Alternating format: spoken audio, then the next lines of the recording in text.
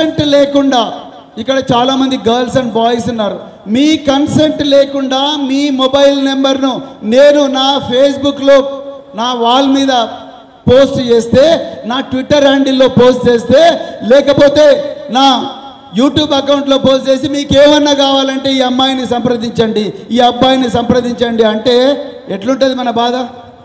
నేను cyber crime station పెట్టించిన 2007లో నా దగ్గరికి చాలామంది అమ్మాయిలు వచ్చేవాళ్ళండి, అమ్మాయిలు అబ్బాయిలు ఏడ్చుకుంటూ వాళ్ళ పేరెంట్స్ అందరు వచ్చేవారు. సార్ వాడెవడో దుర్మార్గుడు మా అమ్మాయి మొబైల్ నెంబరు ఫేస్బుక్ యూట్యూబ్ నుంచి గూగుల్ ఇమేజెస్ నుంచి ఒక అమ్మాయి బొమ్మ డౌన్లోడ్ చేసి, ఆ డౌన్లోడ్ చేసిన బొమ్మ పక్కన మీకేమై ఈ అమ్మాయి కావాలంటే ఈ నెంబర్కు సంప్రదించండి అని మా అమ్మాయి నెంబర్ అక్కడ పేస్ట్ చేస్తే మా అమ్మాయి కావాల్సిన పెళ్ళి ఆగిపోయింది సార్ అని తల్లిదండ్రులు కన్నీరు మున్నీరుగా విలపించేవాళ్ళు. నేను 2007 నుంచి 2009 వరకు డిప్యూటీ కమిషనర్ ఆఫ్ పోలీస్ క్రైమ్గా నేను హైదరాబాద్ సిటీలో పనిచేశాను.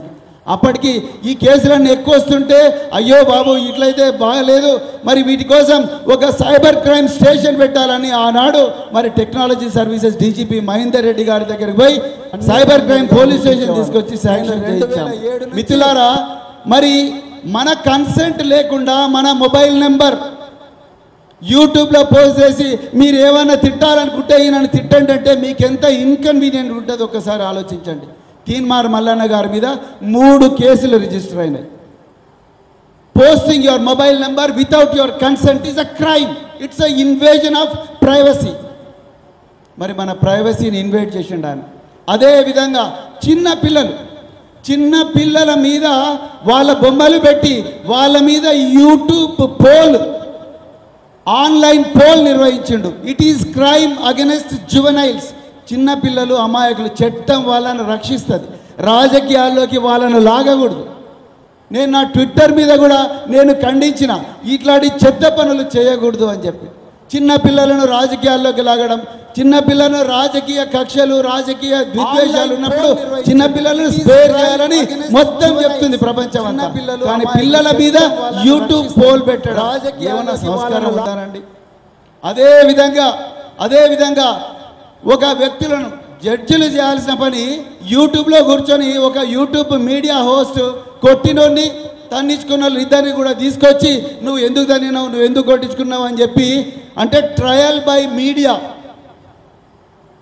యూట్యూబ్ పోల్లోనే పెట్టి మీరు ఇది అంటే ఆ కుటుంబం మరి ఆత్మహత్యకు పాల్పడే ప్రయత్నం చేసింది. నాటి తెలంగాణ ముఖ్యమంత్రి కేసీఆర్ గారిని ఘోరమైన అన్పార్లమెంటరీ లాంగ్వేజ్తో దుర్భాషలు ఆడితే దాని మీద కూడా కేసులైనాయి. చాలామంది ఇప్పుడు ఆయన తీన్మార్ మల్లన్న గారు ఏమంటున్నారు, ఆనాటి ప్రభుత్వం నా మీద కక్షపూరితంగా పెట్టిన కేసులని. మిత్రులారా, ఇవి నిజంగా కక్షపూరితంగా పెట్టిన కేసులు అయితే కోర్టు ఎప్పుడు ఆ ఎఫ్ఐఆర్లన్నిటి కూడా క్వాష్ చేసేది. మరి ఎందుకు కోర్టు క్వాష్ చేయలేదు? 74 రోజులు జైల్లో ఉన్నారు మల్లన్న గారు. 74 రోజులు జైల్లో ఉండి మహిళల మీద అసభ్యంగా ఫోటోలు ప్రచురించిన వ్యక్తి, అదేవిధంగా చిన్నపిల్లల బాడీ షేమ్ చేసిన వ్యక్తి, అదేవిధంగా చిన్నపిల్లల కన్సెంట్ లేకుండా వాళ్ళ మీద పోల్ నిర్వహించిన వ్యక్తి, అదేవిధంగా మీ కన్సెంట్ లేకుండా మీ మొబైల్ నెంబర్ను మరి యూట్యూబ్లో పెట్టిన వ్యక్తి రేపు పట్టభద్రుల అభ్యర్థిగా పట్టభద్రుల ప్రతినిధిగా చట్టసభల్లో కూర్చుంటే మీకు న్యాయం జరుగుతుందని మీరందరూ అనుకుంటున్నారా? రాకేష్ రెడ్డి కూర్చుంటే న్యాయం జరుగుతుంది అనుకుంటున్నారా? రాకేష్ రెడ్డి లాంటి మేధావి చట్టసభల్లో కూర్చుంటే మీకు న్యాయం జరుగుతుందని అనుకుంటున్నారా? మిత్రులారా, దయచేసి గుర్తుపెట్టుకోండి, ఇది మన భవిష్యత్తుకు సంబంధించిన విషయం. అందుకొరకే దయచేసి రాకేష్ రెడ్డి లాంటి మేధావిని మనం చట్టసభల్లోకి పంపించాల్సిన అవసరం ఉంది. అంతే తప్ప తీన్మార్ మల్లన్న లాంటి వాళ్ళు పోతే ఈ ప్రశ్నించే గొంతుకలు రేపు తడి బట్టతోనే మీ గొంతులు కోసే ప్రమాదం ఉంటుంది. అందుకొరకే దయచేసి ఇవన్నీ కూడా మీరు దృష్టిలో పెట్టుకోవాలని కోరుకుంటూ మరొకసారి 3వ నెంబర్లో ఉండే రాకేష్ రెడ్డి గారి పేరు పక్కన 1 అని మీరు రాయాలని చెప్పి కోరుకుంటూ అందరూ ఒక్కసారి మీ కుడి చేయి పైకెత్తండి. 1 అని చూపించండి. 1 కొన్ని 2 కనిపిస్తున్నాయి. 1 అని చూపించండి. వేదిక మీద ఉన్న పెద్దలు కూడా ఒక్కసారి 1 అని చూపిస్తే చాలా సంతోషం. సో మిత్రులారా, 1వ నెంబర్ రాకేష్ రెడ్డి గారి పేరు థర్డ్ పొజిషన్లో ఉంటుంది. 1 అని రాయాలి. మీరు పట్టభద్రులు కాబట్టి దీంట్లో గుర్తులే ఉండవు. సో అందుకొరకు థ్యాంక్ యూ వెరీ మచ్. ఈ చక్కటి అవకాశం నాకు ఇచ్చిన సభాధ్యక్షులు కంచర్ల భూపాల్ రెడ్డి గారికి ధన్యవాదాలు చెప్తూ జై తెలంగాణ. మరి ఈ కార్యక్రమాన్ని ఉద్దేశించి మరి ఎమ్మెల్యే అభ్యర్థి ఏనుగుల రాకేష్ రెడ్డి గారు మాట్లాడాలని కోరుతా ఉన్నాను. గట్టిగా విజయం కోసం చప్పట్లు కొట్టాలి గట్టిగా.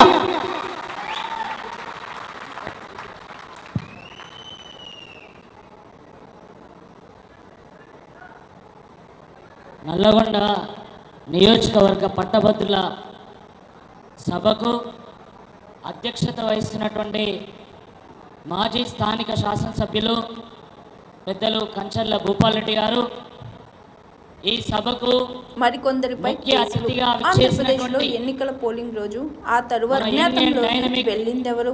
ఏపీ మంత్రివర్యులు, మన యువతకు ప్రతినిధి, యూత్ ఐకాన్, మన రాష్ట్ర ఐటీకి, మన రాష్ట్ర చేనేతకు ప్రపంచవ్యాప్తంగా గుర్తింపు తీసుకొచ్చినటువంటి కేటీ రామారావు గారు,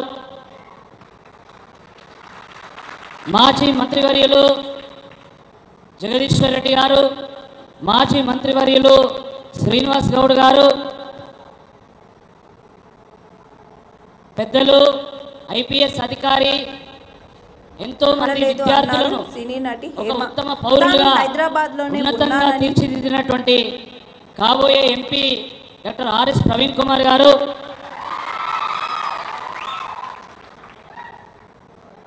మన మాజీ శాసనసభ్యులు యాదరి కిషోర్ గారు, చెరుకు సుధాకర్ గారు, మాజీ రాజ్యసభ సభ్యులు బీఆర్ఎస్ సూర్యాపేట జిల్లా అధ్యక్షులు బడుగుల లింగయ్య యాదవ్ గారు, భిక్షమయ్య గౌడ్ గారు, కర్ణ ప్రభాకర్ గారు, వెంకటేశ్వర రెడ్డి గారు, వేదిక బండ్ల నరేందర్ రెడ్డి గారు, మిగతా వేదిక మీద ఉన్నటువంటి పెద్దలకు, వివిధ స్థాయిల్లో ఉన్నటువంటి ప్రజాప్రతినిధులకు, వేదిక ముందున్నటువంటి గులాబీ సైనికులకు, మరీ ముఖ్యంగా ఈ సభకు కేంద్ర బిందువులైనటువంటి నల్గొండ పట్టణం నుండి, నల్గొండ చుట్టుపక్కల నుండి విచ్చేసినటువంటి గ్రాడ్యుయేట్ సోదర సోదరి మనందరికీ కూడా పేరు పేరున నమస్కారాలు.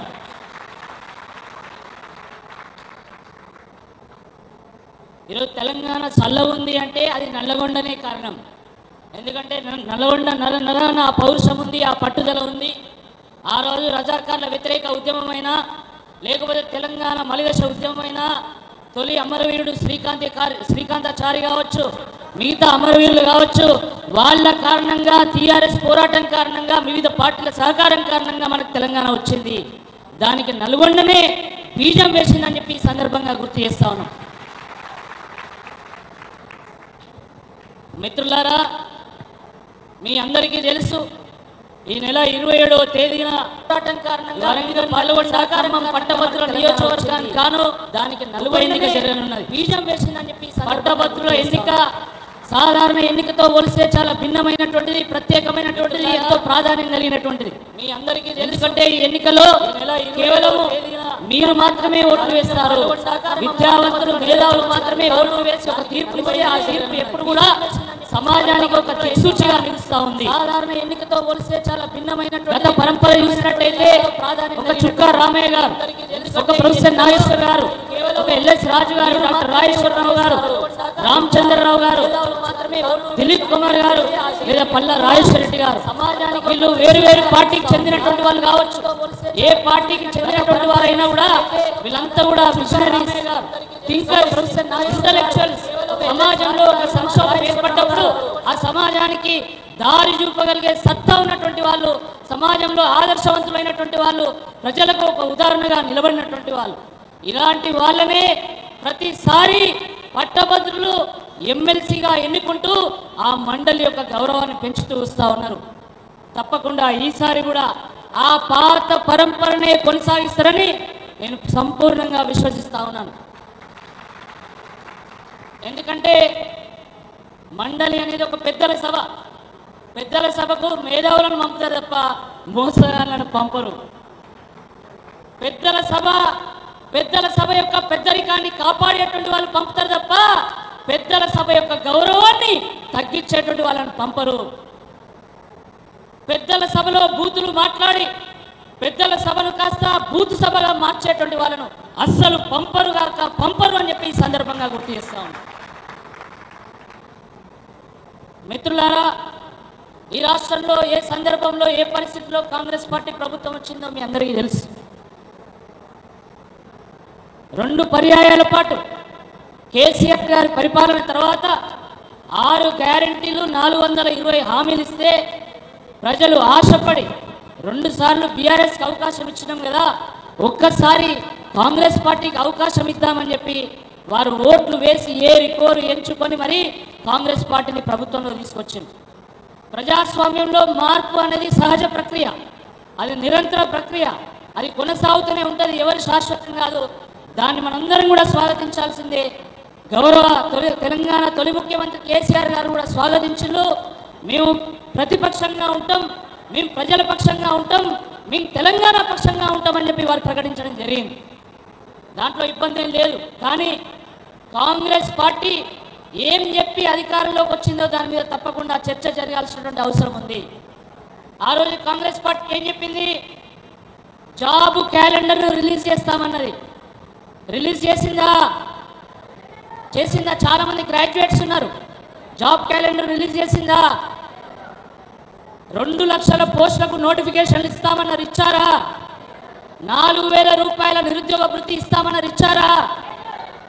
అదేవిధంగా మెగా జాబ్ డిఎస్సిని వేస్తామన్నారు, ఇచ్చారా? ఉద్యోగస్తులకు డిఎల్ అన్నారు, పిఆర్సి అన్నారు. దాని గురించి కనీసం చర్చ లేదు. అదేవిధంగా గ్రూప్ 2లో 1,500 పోస్టులు అన్నారు, కానీ 750 పోస్టులే ఇచ్చింది. గ్రూప్ 3లో 2,000 పోస్టులు అన్నారు, కానీ 1,300 పోస్టులే ఇచ్చిండు. అసలు ప్రభుత్వ పరీక్షలకు మేము రుసుమే తీసుకోమన్నారు, కానీ ఈరోజు టెట్కు 200 రూపాయల ఫీజు ఆ రోజు ఉన్నటువంటి ప్రభుత్వం తీసుకుంటే ఈరోజు 1000 రూపాయలు తీసుకుంటా ఉన్నారు. ఆ రకంగా వాళ్ళు చెప్పింది ఒకటి, ఈరోజు చేస్తున్నది ఒకటి. మరి ఇటువంటి ఈ నేపథ్యంలో ఈ విద్యావంతుల పక్షాన, ఈ నిరుద్యోగుల పక్షాన, ఈ తెలంగాణ సంపన్న వర్గాల పక్షాన ఎవరు ప్రశ్నించాలి? ఒక్కసారి ఆలోచించండి. ఈ కాంగ్రెస్ పార్టీ ఎమ్మెల్సీ అభ్యర్థి ప్రశ్నించగలుగుతాడా? ప్రభుత్వాన్ని ప్రశ్నించగలుగుతాడా? నిగ్గదీయగలుగుతాడా? మరి అలాంటి వ్యక్తి రేవంత్ రెడ్డి గారిని ప్రశ్నించి కాంగ్రెస్ పార్టీలో ఒక్కరోజైనా ఉండగలుగుతాడా? లేదు. మరి ప్రశ్నిస్తే ఎవరు ప్రశ్నించాలి? ఒకవేళ ప్రశ్నించగలిగితే అది కేవలం బీఆర్ఎస్ పార్టీ ఎమ్మెల్సీ అభ్యర్థిగా ఉన్నటువంటి నేను మాత్రమే ప్రశ్నించగలుగుతా, బీఆర్ఎస్ పార్టీ మాత్రమే ప్రశ్నించగలుగుతా తప్ప వేరే వాళ్ళు ప్రశ్నించలేరు. మిత్రులారా, ప్రజలు కోరుకొని మరి కాంగ్రెస్ పార్టీని ప్రభుత్వంలో తీసుకొచ్చింది కాబట్టి ఒకవేళ కాంగ్రెస్ పార్టీ ఎమ్మెల్సీ అభ్యర్థి ఓడిపోయినా ఈ ప్రభుత్వానికి వచ్చేటువంటి ముప్పేం లేదు. ఈ ప్రభుత్వం 5 ఏళ్ళు కొనసాగుతుంది. సరే, మధ్యలో వాళ్ళు అనుకొని వాళ్ళు ప్రభుత్వం కూల్చుకుంటే అది వాళ్ళ కర్మ. కానీ ఈ ఎన్నికల్లో ఓడిపోవడం వల్ల కాంగ్రెస్ పార్టీ ప్రభుత్వానికి వచ్చేటువంటి ముప్పు ఏమీ లేదు. ఒకవేళ బీఆర్ఎస్ పార్టీ ఎమ్మెల్సీగా నేను గెలిస్తే తప్పకుండా ఈ విద్యావంతుల పక్షాన, నిరుద్యోగుల పక్షాన, తెలంగాణ సంపన్న వర్గాల పక్షాన, బీఆర్ఎస్ పక్షాన, తెలంగాణ పక్షాన గొంతెత్తి గలమెత్తి పోరాడి తప్పకుండా ప్రజలకు న్యాయం చేసేటువంటి బాధ్యత మేము తీసుకుంటాం. మిత్రులారా, నేను ఒక రైతు బిడ్డను, ఒక వ్యవసాయ నేపథ్య కుటుంబం నుండి వచ్చినటువంటి వాడిని, కష్టం అంటే ఏందో తెలిసినటువంటి వాడిని, పేదరికం అంటే ఏందో తెలిసినటువంటి వాడిని, ఎంతో కష్టపడి చదువుకొని బిట్స్ పిలానీలో అడ్మిషన్ పొంది అక్కడ విద్యార్థి నాయకుడిగా 2 సార్లు గెలిచి ఒక గోల్డ్ మెడల్ సాధించి దాని తర్వాత నేను అమెరికాకు వెళ్ళి ఫేస్బుక్లో, సిటీ బ్యాంక్లో 7 ఏళ్ల పాటు పనిచేసిన తర్వాత పుట్టిన గడ్డ రుణం తీర్చుకోవాలి, మా ప్రాంత ప్రజలకు సేవ చేయాలనేటువంటి ఉద్దేశంతోనే ఆ ఉద్యోగాన్ని మానేసి రాజకీయాల్లోకి వచ్చి 2013 నుండి నేటి వరకు నాడు భారతీయ జనతా పార్టీలో ఉన్నా, నేడు బీఆర్ఎస్లో ఉన్నా కూడా ప్రజా సమస్యల మీద నేను స్పందించాను. ప్రజా సమస్యల మీద పోరాటం చేసిన, అది ఉద్యోగస్తుల సమస్య కావచ్చు, విద్యావంతుల సమస్య కావచ్చు, నిరుద్యోగుల సమస్య కావచ్చు, ఆశా వర్కర్లు, అంగన్వాడీ వర్కర్లు, ఈ సమస్యల మీద పోరాటం చేశాను. నాకు సంపూర్ణమైనటువంటి అవగాహన ఉంది. ఈ అన్ని సమస్యల మీద నాకు సంపూర్ణమైనటువంటి అవగాహన ఉంది. బహుశా ఆ పోరాటంలో ఉన్నటువంటి నిజాయితీని తెలంగాణ తొలి ముఖ్యమంత్రి దశాబ్దాల పాటు కన్నటువంటి కళను, తెలంగాణ కళను సాకారం చేసినటువంటి కేసీఆర్ గారు ఆ పోరాటంలో ఉన్నటువంటి పట్టుదలను, నిజాయితీని గుర్తించే బహుశా నన్ను ఈ బీఆర్ఎస్ తరఫున ఈ నియోజకవర్గాన్ని పోటీ చేయమని ఆశీర్వదించి పంపిందని చెప్పి నేను భావిస్తా ఉన్నాను. అదేవిధంగా పార్టీలో హేమీలు ఉన్నా కూడా, సమ ఉజ్జీవులు ఉన్నా కూడా ఇప్పుడున్నటువంటి పరిస్థితికి రాకేష్ రెడ్డి అయితే యువతకు, నిరుద్యోగులకు, విద్యావంతులకు మంచి ప్రాతినిధ్యం వహిస్తారని చెప్పి ఈ వేదిక మీద ఉన్నటువంటి మన బీఆర్ఎస్ వర్కింగ్ ప్రెసిడెంట్ కేటీఆర్ గారు కానీ, మాజీ మంత్రివర్యులు జగదీశ్వర్ రెడ్డి కానీ, లేదా మిగతా పెద్దలు వీళ్ళందరూ కూడా కలిసి నిర్ణయించారు. వాళ్ళందరికీ కూడా నేను శిరస్సు వంచి నేను ధన్యవాదాలు తెలియజేస్తాను. ఎందుకంటే చాలా సందర్భాల్లో యువత రాజకీయాలకు రావాలి, విద్యావంతులు రాజకీయాలకు రావాలి, మంచి వాళ్ళు రాజకీయాలకు రావాలని చాలా సందర్భాల్లో చాలామంది మాట్లాడతారు. వచ్చినా కూడా ఆదరించే వాళ్ళు చాలా తక్కువ. కానీ నిజంగా అనేక మంది యువకులకు అవకాశాలు కల్పించి యువకులను నాయకులుగా తీర్చిదిద్దినటువంటి పార్టీ బీఆర్ఎస్ పార్టీ, కేసీఆర్ గారు, కేటీఆర్ గారిని ఈ సందర్భంగా గుర్తు చేస్తాను. ఈ సందర్భంగా నేను నా ముందున్నటువంటి వాళ్ళందరినీ కూడా నేను ఆలోచించాల్సింది కోరుతున్నాను. ఒకవేళ రేపు ఎమ్మెల్సీగా నేను గెలిస్తే ఈ రాష్ట్రంలో ఉన్నటువంటి యువత గెలిచినట్టు, రేపు ఎమ్మెల్సీగా నేను గెలిస్తే ఈ రాష్ట్రంలో ఉన్నటువంటి విద్యావంతులు గెలిచినట్టు, ఒకవేళ ఎమ్మెల్సీగా నేను గెలిస్తే ఈ రాష్ట్రంలో ఉన్నటువంటి నిజాయితీ పరులు గెలిచినట్టుగా ఈ సందర్భంగా గుర్తు చేస్తాను. కాబట్టి వారిచ్చినటువంటి ఈ యొక్క గొప్ప అవకాశాన్ని వినియోగించుకుంటామా లేదా అనేది అది మీ మీద ఆధారపడి ఉందని చెప్పి ఈ సందర్భంగా గుర్తు చేస్తున్నా. నాలాంటి వాడు గెలిస్తే ఇంకో 10 మంది యువకులు మీ కూడా నాయకత్వం వహిస్తామని ముందుకు వస్తారు. కానీ నాలాంటి వాడు ఓడిపోతే ఎవరు కూడా ఇంకా ఆశ ఉండదు. విద్యావంతులమైనా, నిజాయితీ పరులమైనా, యువతమైనా కూడా రాజకీయాల్లో గెలవలేరని అన్నట్టు అపవాదం ఉంటుంది. కాబట్టి దయచేసి విద్యావంతులను, యువతను అందరినీ కూడా నేను విజ్ఞప్తి చేస్తున్నా. ఈ ఇచ్చిన అవకాశం నాకు ఇచ్చినటువంటి అవకాశం కాదు. ఈ ఇచ్చిన అవకాశము యువతకు ఇచ్చినటువంటి అవకాశము, విద్యావంతులకు ఇచ్చినటువంటి అవకాశము, రాజకీయాల్లో మంచి వాళ్ళకి ఇచ్చినటువంటి అవకాశంగా అందరూ కూడా చూడాల్సినటువంటి బాధ్యత ఉంది.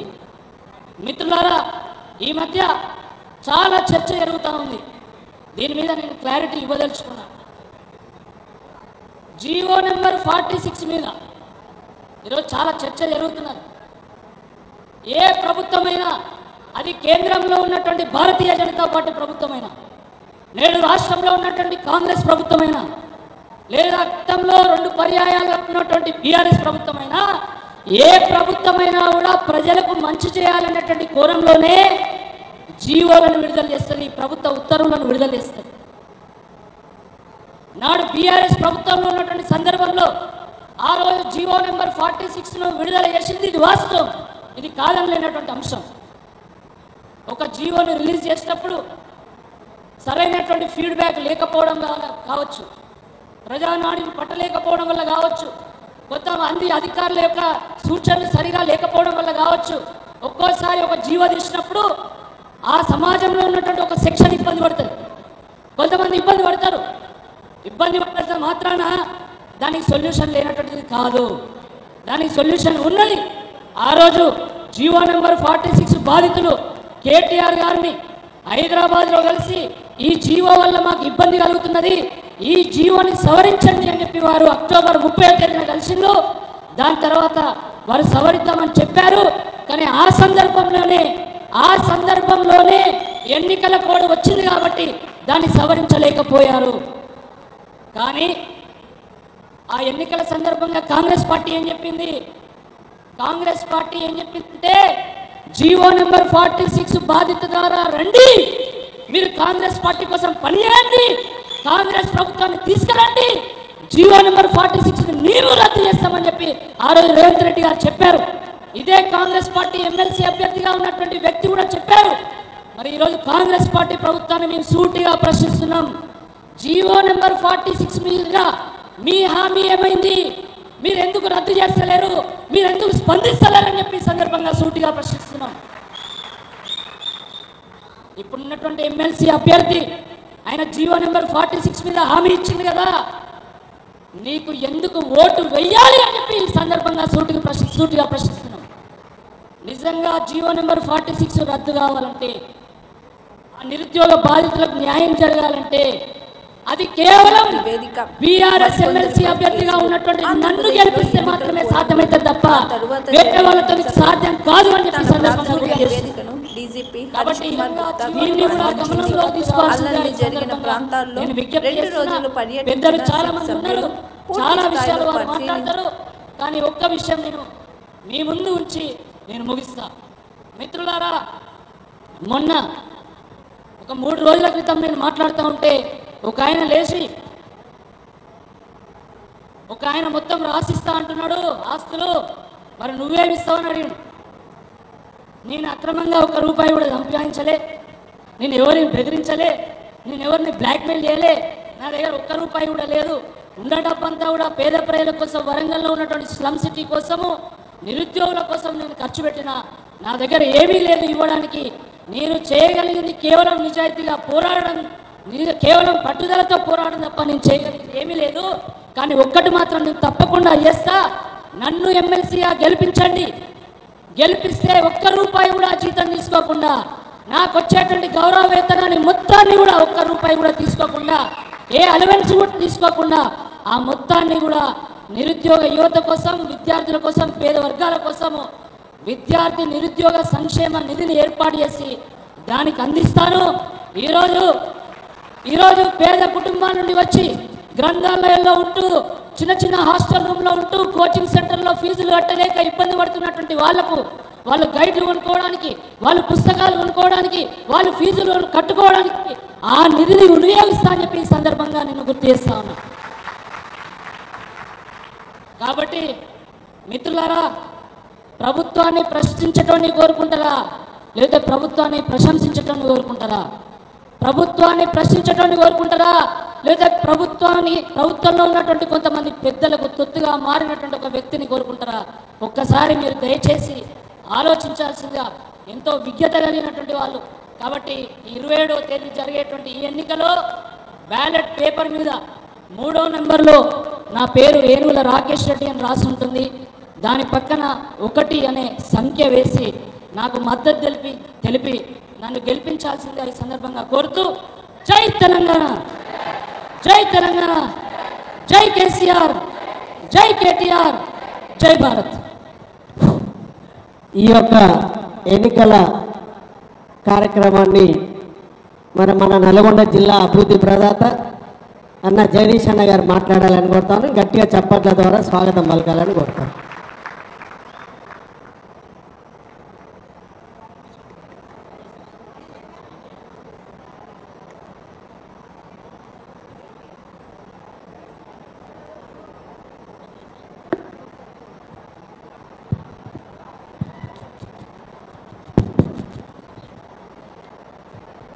నల్గొండ, ఖమ్మం, వరంగల్ జిల్లాల శాసనమండలి పట్టభద్రుల నియోజకవర్గం నుండి బీఆర్ఎస్ పార్టీ అభ్యర్థిగా పోటీ చేస్తున్న రాకేష్ రెడ్డి గారి ప్రచార కార్యక్రమంలో భాగంగా ఈరోజు నల్గొండలో ఏర్పాటు చేసిన సభకు అధ్యక్ష వహిస్తున్న మిత్రులు, నల్గొండ శాసనసభ్యులు భూపాల్ రెడ్డి గారు, మాజీ శాసనసభ్యులు, కార్యక్రమ అతిథులు, పెద్దలు, BRS party working president KTR గారు, వేదిక మీద ఉన్న మిత్రులు,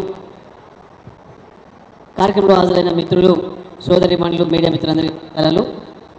ఈ ఎన్నికల్లో ఏం చేయాలి, ఏం చేస్తే మనకు లాభం అవుతున్న విషయాలన్నీ వివరించడానికి పెద్దలు కేటీఆర్ గారు రావడం జరిగింది.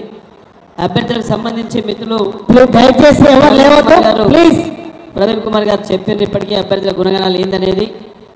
బీజేపీ అభ్యర్థి ఉన్నాడు కానీ ఆ అభ్యర్థి ఎవరికి తెలియదు. ఆయనకు గొంతు ఉన్నదా లేదా, మాట వస్తుందా లేదా కూడా తెలియదు. మనం ఎవరు ఎన్నడూ వినలేదు. రాకేష్ పుట్టక ముందు నుంచి ఆయన రాజకీయాల్లో ఉన్నాడు, ఆ బీజేపీలో ఉన్నాడు. ఓట్లు వచ్చినాడు, పోటీ చేస్తాడు, మళ్ళీ పోతే మళ్ళీ 5 ఏళ్ల తర్వాతనే వస్తాడు తప్ప ప్రజలకు ఇప్పుడు కనపడాడు, ప్రజల మాటలు ఇప్పుడు వినిపించాడు, ప్రజల కొరకు పనిచేసిన అలవాటు కూడా లేదు.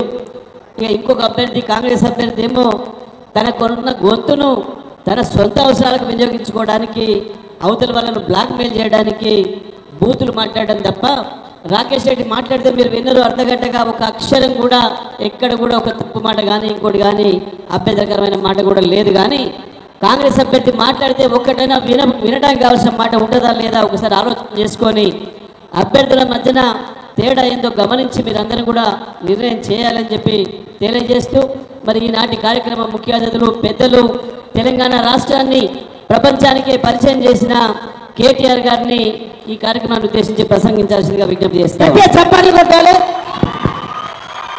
జై తెలంగాణ. నాకు తెలుసు మీకు ఆకలి అవుతుంది, నాకు కూడా అవుతుంది. 5 నిమిషాలు ఎక్కువ కాదు. గౌరవనీయులు వేదిక పైన ఉన్న పెద్దలు జగదీష్ అన్న, శ్రీనివాస్ గౌడ్ అన్న, గౌరవనీయులు ఆర్ఎస్ ప్రవీణ్ అన్న, కంచర్ల భూపాల్ రెడ్డి గారు, గౌరవనీయులు బడుగుల లింగయ్య యాదవ్ గారు, సోదరుడు కిషోర్ గారు, బండా నరేందర్ రెడ్డి గారు, అదేవిధంగా భిక్షమయ్య గౌడ్ గారు, కర్ణె ప్రభాకర్ అన్న గారు, షరీఫ్ సుధాకర్ అన్న గారు, అదేవిధంగా మన నిరంజన్ వల్లి గారు, ఇంకా పేరు పేరున వేదిక పైన ఆశీనులైన పెద్దలందరికీ మరి ఈరోజు ఈ కార్యక్రమంలో పెళ్లి కొడుకు మా తమ్ముడు, పెళ్లి కొడుకు అంటే పెళ్ళి అయింది పెళ్లి కాలేదనుకున్నారు, పెళ్లి కొడుకు అంటే మీ ఆశీర్వాదం కోసం వస్తున్నాడు కాబట్టి మరి తమ్ముడు కాబోయే గ్రాడ్యుయేట్ ఎమ్మెల్సీ సోదరుడు ఏనుగుల రాకేష్ రెడ్డి గారికి, కార్యక్రమంలో విచ్చేసిన మా చెల్లెళ్లకు తమ్ముళ్లకు పేరు పేరున నమస్కారం. ఇక్కడ మీకు పెద్దగా ఆలోచించవలసిన పరిస్థితి కానీ ఇంకోటి కానీ లేదు. ఇవాళ అభ్యర్థుల లిస్టు చూస్తేనే మనకు స్పష్టంగా అర్థమవుతా ఉంది. ఒకవైపేమో బ్రహ్మాండంగా మీలాగా కష్టపడి రైతు కుటుంబం నుంచి వచ్చి చదువుకొని గోల్డ్ మెడల్ సంపాదించిన తమ్ముడు, ఇంజనీరింగ్ చదివిన తమ్ముడు ఒకవైపు ఉన్నాడు. అమెరికాలో ఫేస్బుక్ లాంటి కంపెనీలో, సిటీ బ్యాంక్ లాంటి కంపెనీలో 7 సంవత్సరాలు పనిచేసి అవసరమైతే అక్కడే స్థిరపడే అవకాశం ఉన్నా అది వదులుకొని నా తెలంగాణకి ఏమైనా చేయాలి, నా దేశంలో ఏమైనా చేయాలని చెప్పి ఇక్కడికి వచ్చిండు రాకేష్. ఒక దిక్కున్నాడు, ఇంకో దిక్కు కాంగ్రెస్ అభ్యర్థి నాకంటే బాగా మీకే తెలుసు. తెల్లారి లేస్తే బూతులు మాట్లాడడం, తెల్లారి లేస్తే కేవలం పెద్దవాళ్ళని తిడితే పెద్దవాళ్ళని అయిపోతాననే విధంగా ఎవరుంటే వాళ్ళను నోటికొచ్చినట్టు తిట్టడం, బెదిరించడం, బ్లాక్మెయిల్ చేయడం. ఇవాళ ప్రవీణ్ అన్న చెప్పినట్టు 56 కేసులు, 74 రోజులు చెంచల్గూడలో జైలు అనుభవం. ఇది కాంగ్రెస్ పార్టీ యొక్క గొప్ప అభ్యర్థి యొక్క గుణగణాలు. అందుకే దయచేసి ఆలోచించండి, పట్టభద్రులు ఎవరికి పట్టం కట్టాలి? మరి ఒక విద్యావంతుడికి పట్టం కడతారా, ఒక బ్లాక్మెయిలర్కు, చీటర్కు పట్టం కడతారా? దయచేసి మీరు ఆలోచించాలని నా ప్రార్థన. మరి ఈ సందర్భం ఎట్లాంటిది అంటే, ఈ ఎన్నికతో ప్రభుత్వాలేమి మారిపోవు, కింద మీద కావు. కానీ ప్రభుత్వం ఇచ్చిన ప్రతి మాటను అక్కడ తప్పకుండా శాసన మండలిలో, శాసనసభలో అడిగేటోళ్ళు ఉండాలి, ప్రజల తరపున కడిగి పారేసేటోళ్ళు ఉండాలి. ఈ టైంలో ప్రభుత్వం ఇక్కడ స్థిరంగా ఉన్నప్పుడు జరగవలసింది ఒకటే, అక్కడ శాసన మండలిలో ఉండేది బాకా ఊదేటోళ్ళు ఉండొద్దు. ప్రభుత్వం బాజా బజాయించి ప్రజలకు ఇచ్చిన మాట నిలబెట్టుకునే విధంగా గొంతు విప్పే రాకేష్ రెడ్డి గారికి అవకాశం ఇవ్వండి. ప్రభుత్వాన్ని ప్రశ్నించేటోళ్ళు కావాలి, నిలదీసేటోళ్ళు కావాలి. నిన్న కేబినెట్ నిర్ణయం తీసుకున్నది. ఏమంటున్నది కేబినెట్? మేము గతంలో క్వింటాలు వడ్లకు క్వింటాల్కు 500 బోనస్ ఇస్తామని చెప్పినాం, కానీ ఈరోజు సన్న వడ్లకు మాత్రమే ఇస్తామని చెప్పి సన్నాయి నొక్కులు నొక్కుతున్నారు కాంగ్రెస్ ప్రభుత్వంలో ఉండే మంత్రులు, పెద్దలు. మరి వాళ్ళని నిలదీయాలంటే, రైతుల తరపున కొట్లాడాలంటే, రైతు బిడ్డలైన మీ తరపున మాట్లాడాలంటే అక్కడ ఒక విద్యావంతుడికి అవకాశం ఇస్తే జరుగుతుంది తప్ప మిగతా వాళ్ళతో కాదు. అదే విధంగా ఈరోజు 1-2 కాదు, 2 లక్షల రుణమాఫీ అన్నారు, రైతు బంధు కాదు రైతు భరోసా అన్నారు, చెప్పుకుంటూ పోతే 420 హామీలు, 6 గ్యారెంటీ. అయినా ప్రభుత్వం సిగ్గు లేకుండా మాట్లాడుతున్నది. 6 గ్యారెంటీలో 5 అయిపోయినాయి, మిగతా ఏమీ అవసరం లేదు అన్నట్టుగానే మాట్లాడే ప్రయత్నం చేస్తా ఉన్నారు.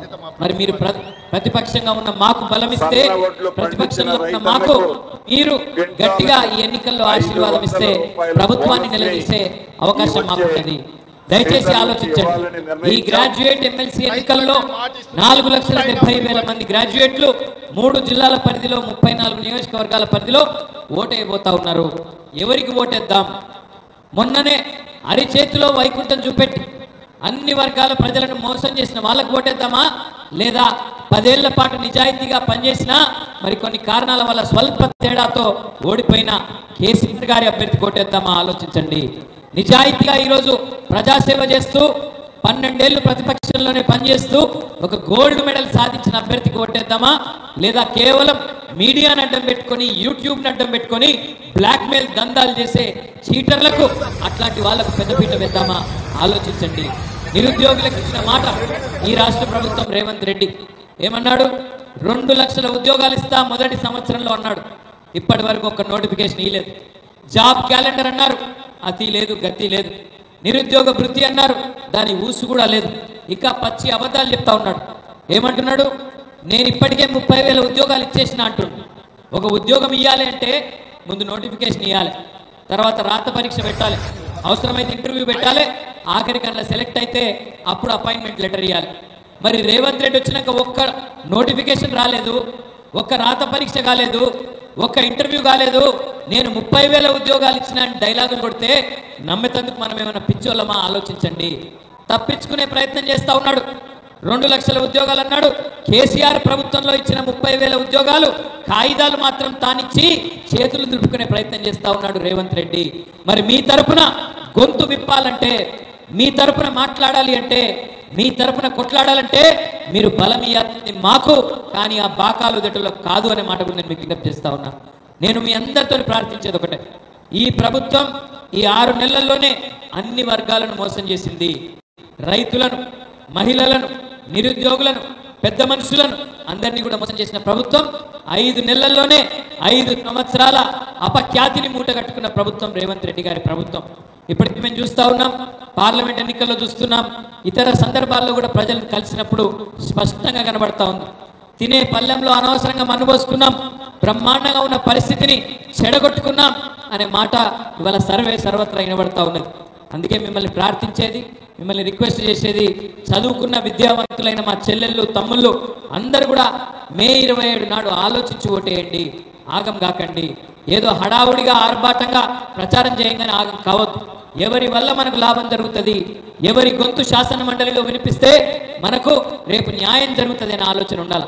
శాసన మండలి పెట్టిందే, ఒకవేళ శాసనసభ ఏమైనా ఏకపక్ష నిర్ణయాలు తీసుకున్నా, ప్రభుత్వాలు ఏకపక్ష నిర్ణయాలు తీసుకున్నా, శాసన మండలి అనేది బ్యాలెన్స్ కోసం, సమతుల్యత కోసం రేపటి రోజున అవసరమైతే అక్కడ ఉండే సభ్యులు ప్రభుత్వాన్ని నిలదీసేందుకు, నిగ్గదీసేందుకే గ్రాడ్యుయేట్లకు, టీచర్లకు, అదేవిధంగా లోకల్ బాడీలో ఉండే ఎంపీటీసీలు, సర్పంచులు, జెడ్పీటీసీలు, కౌన్సిలర్లకు మీ అందరి వేదన, మీ అందరి వాదన అక్కడ సమర్థవంతంగా వినిపించేందుకే శాసన మండలి పెట్టింది.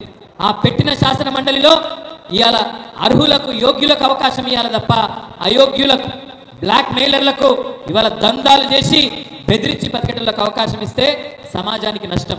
పాపం కాంగ్రెస్ మిత్రులు ఇక్కడ ఉండే వెంకటరెడ్డి, ఉత్తమ్ కుమార్ రెడ్డి, మిగతా మిత్రులు ఎవరైతే ఉన్నారో వాళ్ళు కూడా ఆలోచించుకోవాలి. ఇట్లాంటి చీటర్లకు, బ్లాక్ మెయిలర్లకు సపోర్ట్ చేస్తే రేపు మీకే ఎసరు పెడతాడనే మాట కూడా నేను వారికి కూడా విజ్ఞప్తి చేస్తా ఉన్నా. కాంగ్రెస్ మిత్రులు కూడా ఆలోచించుకోవాలి, కాంగ్రెస్ కార్యకర్తలు కూడా ఆలోచించాలి. సమాజానికి పెట్టిన చీడ పురుగులు లాంటి ఇట్లాంటి బ్లాక్ మెయిలర్లను, ఇట్లాంటి దొంగలను, 56 క్రిమినల్ కేసులు ఎదుర్కొంటున్న వాళ్ళను ఏ రకంగా కాంగ్రెస్ పార్టీ అభ్యర్థిగా ప్రకటించిందో కూడా ఆలోచించాలి. ఇవాళ సన్నవడ్లకు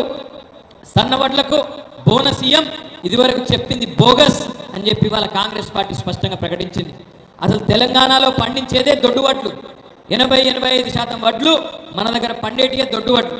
ఆ దొడ్డు వడ్లకు మేము బోనస్ ఇయ్యం కానీ సన్న వడ్లకు ఇస్తామని చెప్పి సన్నాయి నొక్కులు నొక్కుతున్న సన్నాసి కాంగ్రెస్ ప్రభుత్వానికి బుద్ధి చెప్పాలి అంటే గ్రాడ్యుయేట్లు దయచేసి 27 తారీఖు నాడు గొంతు విప్పాలే, తప్పకుండా మీ తీర్పునివ్వాలి. మిమ్మల్ని 2 లక్షల ఉద్యోగాలని మోసం చేసినందుకు తప్పకుండా తీర్పునివ్వాలి. మెగా డిఎస్సి అన్నారు, 50,000 ఉద్యోగాలు అన్నారు, దాని ఇప్పటివరకు అతి లేదు గతి లేదు.